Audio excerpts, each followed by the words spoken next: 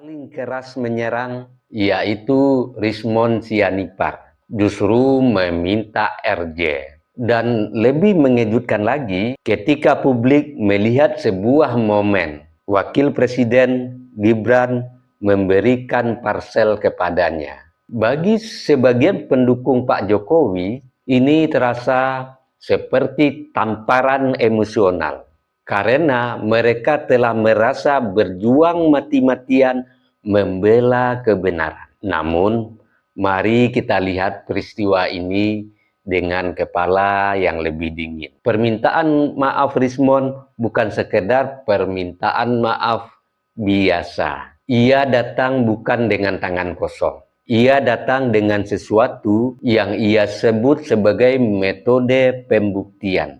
Bahkan dalam pernyataannya sendiri, ia menentang mantan koleganya sendiri, Roy Suryo dan Tifa, untuk membuktikan secara terbuka. Ia berkata kurang lebih begini, daripada saya disoraki sebagai pahlawan kebenaran, tetapi menyembunyikan kebenaran itu sendiri. Lebih lanjut dia mengatakan, lebih baik saya dicap pengkhianat, tetapi ia menyampaikan kebenaran.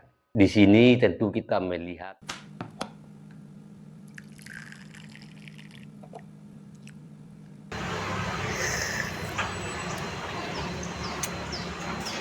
bagi sahabat yang mau sloki unik ini, sloki tengkorak, ya silahkan klik keranjangnya ya.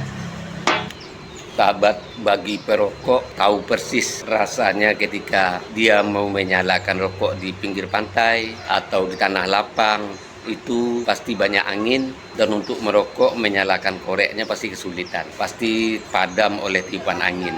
Tapi semuanya tidak akan terjadi lagi jika korek kita ini kapasitas gasnya besar. Jika sahabat ingin korek seperti ini, cek di keranjang produk.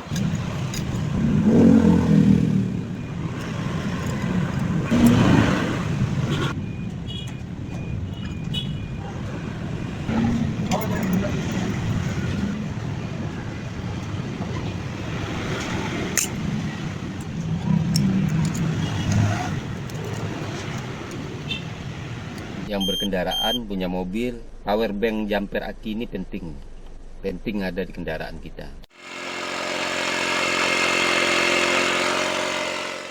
Nah sahabat, ini juga penting di mobil ini buat handsfree kita. Jadi ketika kita menyetir ada telepon masuk, kita nggak perlu pegang handphone, ya langsung jawab di sini.